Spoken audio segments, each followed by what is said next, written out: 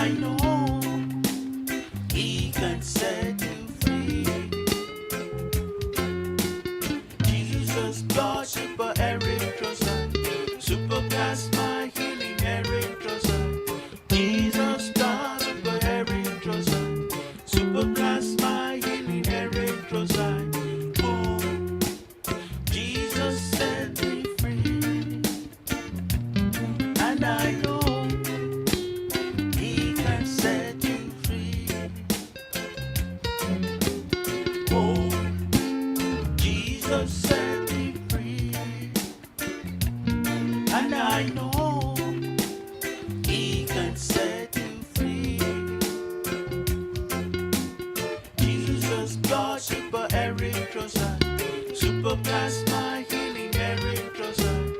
Jesus, God, super Eric Trosan, super plasma healing Eric Trosan. Oh, Jesus set me free, and I know He can set you free. Oh, Jesus set me free, and I know He can set you free. Jesus, God, super Eric Trosan, super plasma healing Eric Trosan. Jesus, God, super Eric Trosan, super plasma healing Eric Trosan. Oh, Jesus set me free, and I know He can set you free. Oh, Jesus set me free, and I know He can set you free. Thanks for welcoming us again to your living room.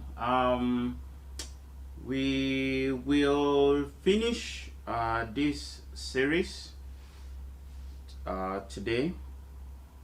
I read quickly from 2 Kings chapter 6 verse 8. Then the king of Syria warred against Israel and took counsel with his servants, saying, in such and such a place shall be my camp. And the man of God sent unto the king of Israel, saying, beware that thou pass not such a place, for thither the Syrians are come down. Last week I was talking about how God saved me from being electrocuted. I have not checked the statistics to see how many people are electrocuted every year in the world, but you know that there are many. I remembered one time there was a plane crash in Hong Kong. Many years ago, it was a plane crash, and I think it was only 2 people that died.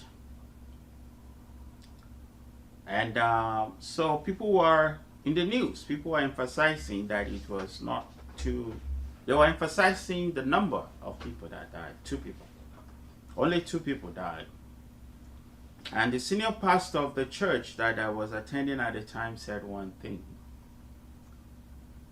He said, only 2 people. But if one of them is from your family, it will not be only 2 people. It will be, to you, it will be very serious. It will not just be few. That one is huge to you. The enemy is always looking for how to destroy people. In 2 Kings chapter 6 verse 8, we see another type of salvation.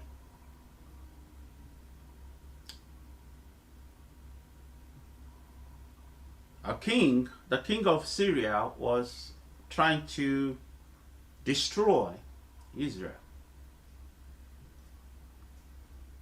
And In those days, it was, I mean, even up till now, if you want to destroy a church, just destroy the pastor. Strike the shepherd, and the sheep will lose direction. They'll become without shepherd. They'll be like Jesus said. I see. I see people like sheep without shepherd. They have no direction. It means they are in trouble already. In trouble. We've had of cases where pilots will have stroke in the middle of a flight. Thousands of feet in the air. In the sky. Thank God for autopilots and co-pilots. Otherwise, that could be the end of all the people on that plane. So the king of Syria was like, okay, instead of trying to fight, so many soldiers, losing some soldiers, and let me just destroy the king.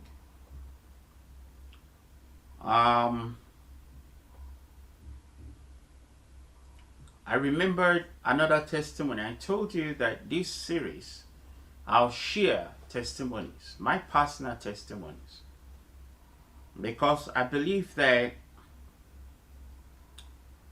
the word of God says they overcame by the blood of the Lamb and by the word of their testimonies. By the word of their testimonies. I will testify of the goodness of the Lord, of what God has done for me. I'm telling you some of the things God did for me. Ways in which God has saved me in this world after saving me for the world to come. So, because some people, I remembered a particular individual came to church, received a miracle, fantastic miracle, and stopped coming to church after that. And someone met him on the street. He said, "Hey, you've not been coming to church for a while. What happened?" He said, "Church is like an hospital. You go there, you get your healing, and you go home. You don't stay there." And the individual shook his head, because it showed that that person didn't understand. You don't know this world. You don't know the future. You don't know tomorrow.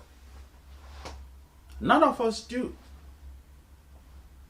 But the enemy is always moving to and fro, looking for who to destroy. Any opportunity that he can get, he will use it.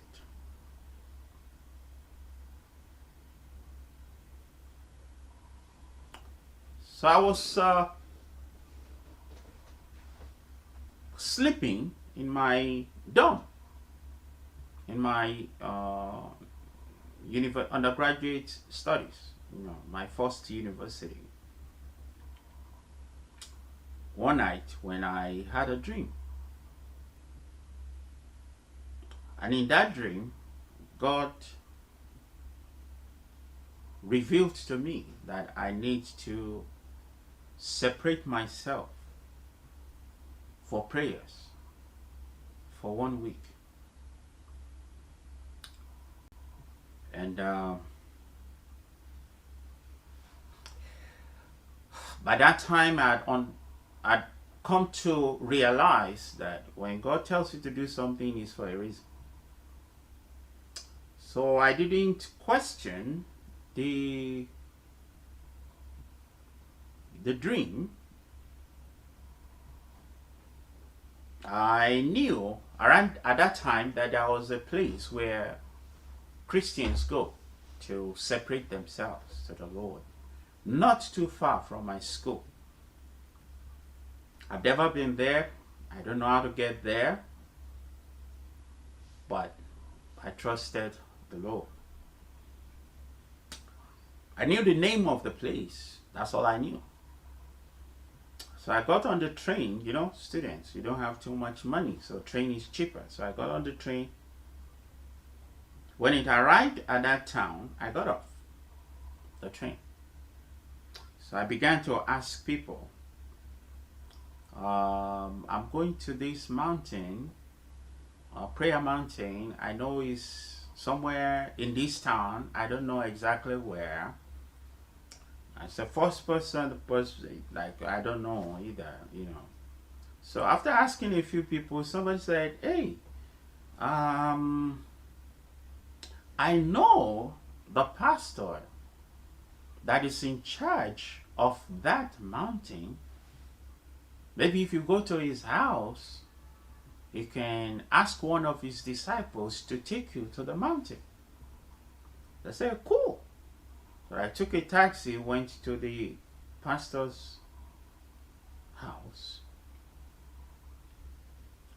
They said, hey, well, what can we do for you? I said, I'm going to the mountain. Spirit of God has told me to go there to spend some time with God.